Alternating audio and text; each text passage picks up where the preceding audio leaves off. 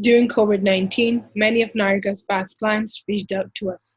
Unfortunately, some of them had lost their jobs after decades of financial stability, while others reached out to us to share their stories of success and determination, despite their past challenges and struggles.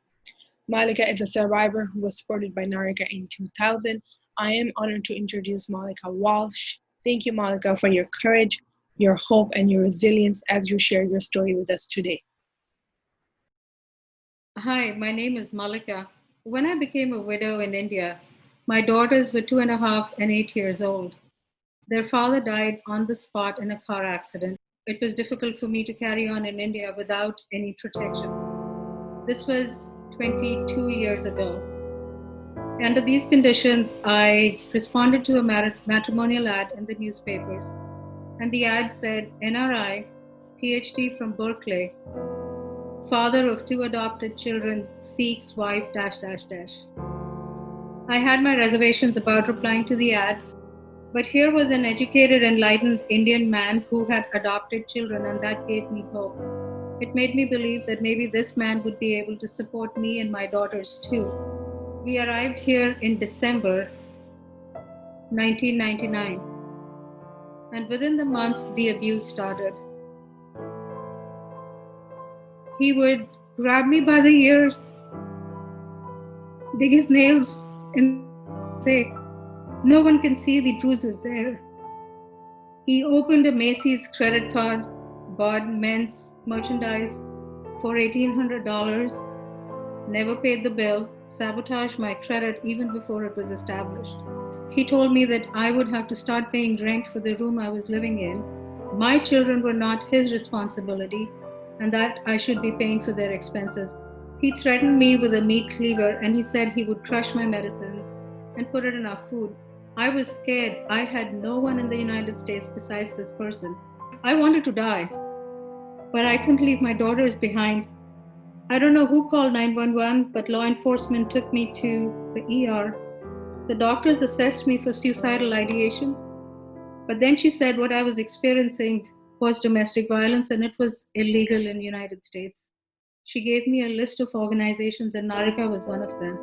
I explained to my Narika advocate that I was here on a conditional visa and completely dependent on my perpetrator.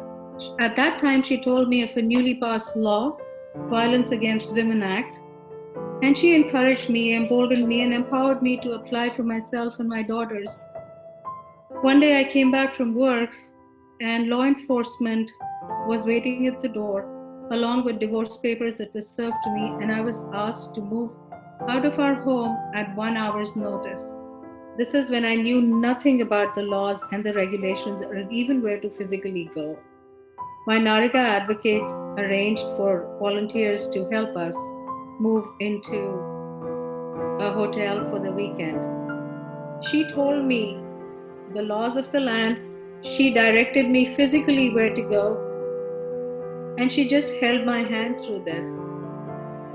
My application to move into transitional housing was accepted, and it is there that my daughters and I actually started our journey to recovery. In that organization, we had a home to live. I applied for Section 8. I also applied to petition for myself. I represented myself and being granted green cards. These were independent of my sponsor, independent of my perpetrator, and that was such a sense of empowerment.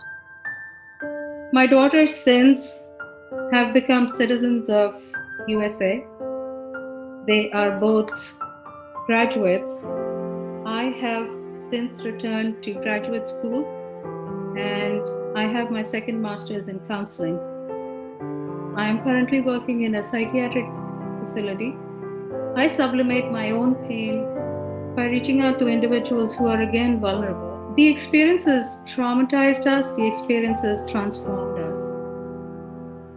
And we often talk of domestic violence survivors.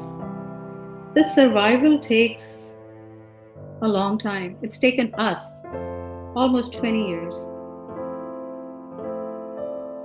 But here I am, having crossed over to the other side, telling my story in the hope that that if all of us come together, we can save another vulnerable single mother with her children, so she may be able to explain her story to us some years down the line.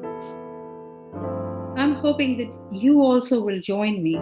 We will get our act together and help other women who need hope, who need strength. When my Narika advocate told me about the act and the legal options that were available to me, it was almost like she was physically holding me together and giving me her strength. I am forever indebted to Narika. Narika changed 3 lives, myself and my daughters. We often talk about domestic violence survivors, but look at us. We can thrive. We can absolutely thrive and not just survive. So, this is my story, and I hope we can generate several more stories like this. I so appreciate your attention to this. Thank you.